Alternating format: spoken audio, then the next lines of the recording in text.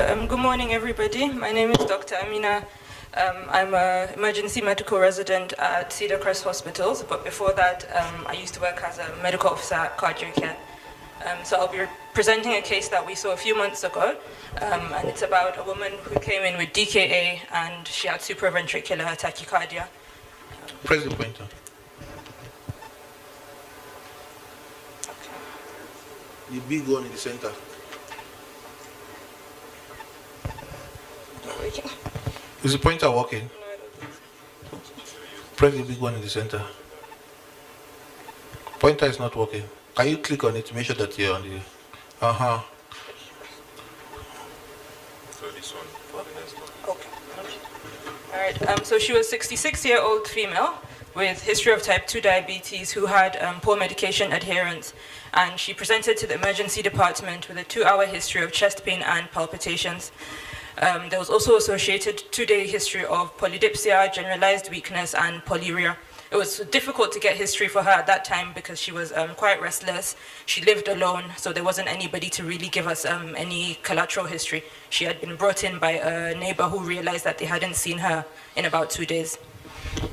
So on examination, she was very drowsy, restless, she was dehydrated, had a Kussmaul's breathing pattern. The vital signs, significantly, she had tachycardia with a heart rate of 180. Her blood pressure was on the low side at 105/61, and then she was tachypnic with a respiratory rate of about 40 cycles per minute. So obviously, heart rate of 181, we need to do an ECG, right? So this was the ECG done.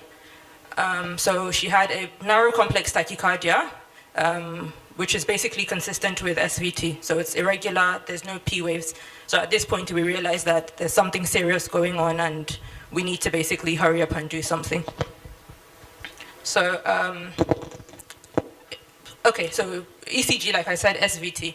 Initially, we tried to do Valsalva maneuvers to see if we could try to maybe revert it.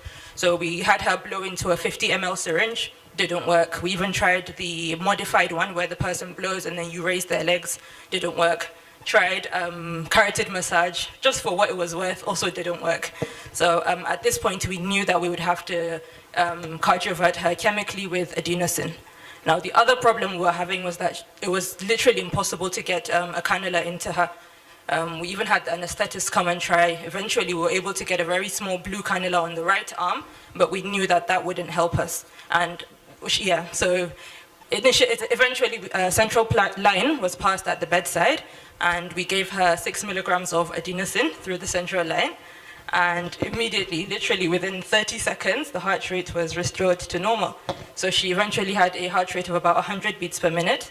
And then we were able to continue resuscitating her. So we gave her fluids, we gave her insulin, and then we managed her for the DKA according to department protocols. So eventually she did well. Blood sugar was controlled, handed her over to the cardiologist, endocrinologist, and then she was admitted onto the ward and then subsequently discharged from there.